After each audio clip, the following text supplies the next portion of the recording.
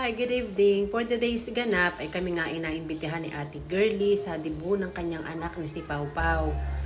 Actually, kami mga taga-ospital ay naimbitahan. At ito, narito na mismo kami sa venue.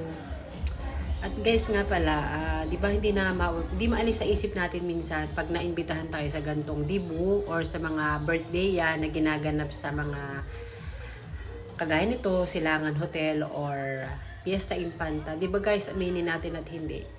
Napapatanong tayo, magkano kaya ang nagagastos dito sa ganitong venue per head? Magkano kaya ang gastos nila? Ayan, kumakaway pa dyan yung aking mga office mates. O kaway-kaway daw, nagbablog na naman daw si Ate Wilma.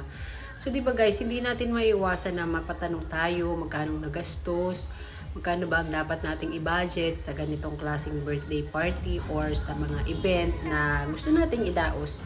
So, sabi nga ay nasa sa magulang o nasa sa tao na yon kung i-go mo yung ganitong mga padiser dahil kung may budget ka, i-go mo, pero kung ipapangutang mo nga lang yung ganitong mga padiser, edi syempre, wag na lang muna. Pag may budget na lang, siguro doon na lang.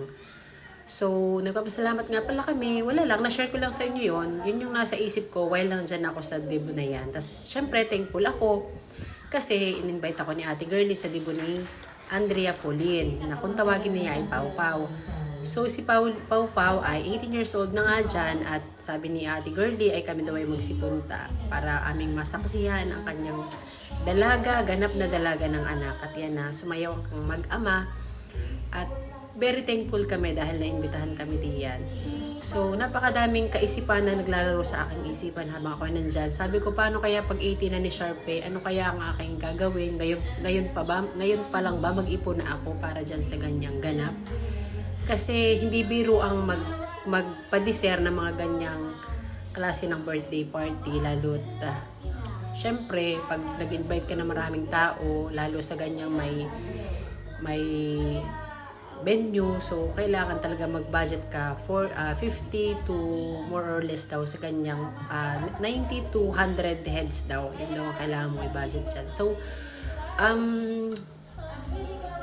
wala lang guys. Share ko lang sa inyo. Napakadaming realization while nandyan ako. Paano pag si Sharpay ay nag-7 na, paano pag si Sharpay ay nag-18 na. So, there are times na naisip ko yung mga ganung bagay. So, sabi ko, ay nako, saka na nga ako mag-isip ng ganun. For today, gusto ko na lang mag-enjoy. Tapos habang isinasayaw dyan ni Kuya Arnel, si Pau Pau, may isa na namang realization na pumasok sa isip ko. Sabi ko, sana buhay pa si Papa para naisayaw ko din siya. Kasi diba, si Papa nga matagal ding nag-abroad, hindi ko siya masyadong nakasama ng matagal. So, hindi ko rin siya naisayaw ng kagaya niyan. So, habang nagsasayaw silang dalawa, sabi ko ay parang ako'y naiinggit dahil yun nga, nakasayaw ni Pau Pau ang kanyang father. At yan, dumating na nga sa best part. Ito, nakainan na.